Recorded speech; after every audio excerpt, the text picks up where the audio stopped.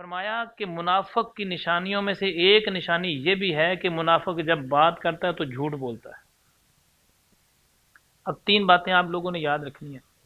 جھوٹ بولنے پر لعنت ہے، قرآن اعلان کرتا ہے،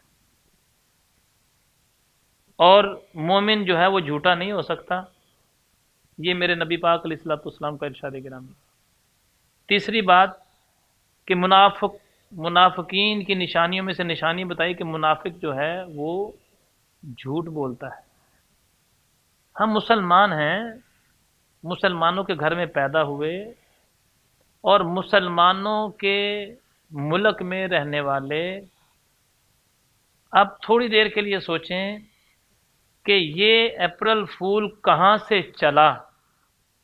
غیر مسلم طاقتوں نے مسلمانوں کو رسوا کرنے کے لیے، مسلمانوں کو ذلیل کرنے کے لیے، مسلمانوں کے کریکٹر کو خراب کرنے کے لیے، مسلمانوں کے کردار کو خراب کرنے کے لیے، مسلمانوں کی زبان کو خراب کرنے کے لیے، مسلمانوں کے اعتبار کو خراب کرنے کے لیے انہوں نے اس بات کو مسلمانوں کے ملک میں پھینک دیا۔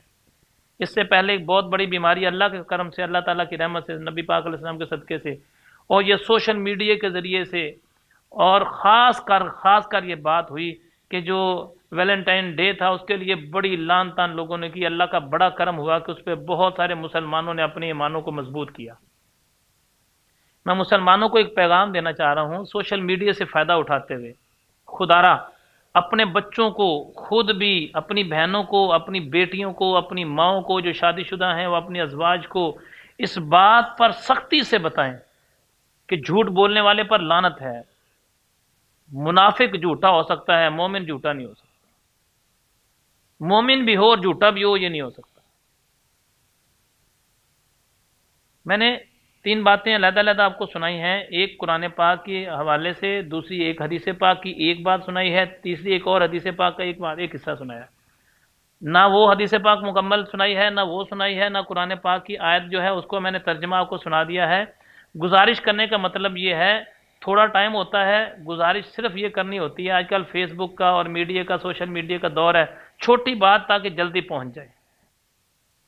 آج ہمارے گھروں میں پریشانیاں کیوں؟ بنیاد اس کی جھوٹ ہے۔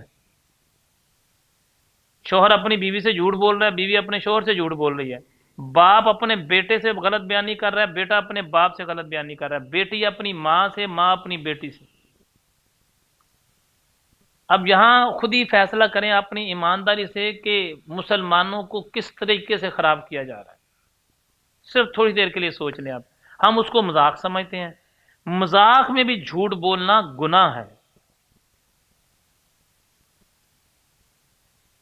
پہلے نامہ اعمال کے اندر اتنی ڈھیر سارے گناہ ہیں، اتنی ڈھیر ساری برائیاں ہیں، اتنے ڈھیر سارے برے عمل ہیں، پہلے ہی نامہ اعمال اتنا گندا ہے، اوپر سے جھوٹ بول بول کر اور پھر مذاق کیا جاتا ہے، جھوٹ بولا جاتا ہے۔ ان گنت لوگوں کی ڈیتھ ہو جاتی ہے، اچانک سے ایک صدمہ ہوتا ہے، دکھ سن کے اچانک ڈیتھ ہو جاتی ہے۔ ماں نے بیٹے کے بارے میں سنا، ڈیتھ ہو گئی۔ بیوی نے شوہر کے بارے میں سنا، ہاسپٹل چلے گئی۔ شوہر نے بیوی کے بارے میں کچھ سنی بات، ہاسپٹل چلا گیا۔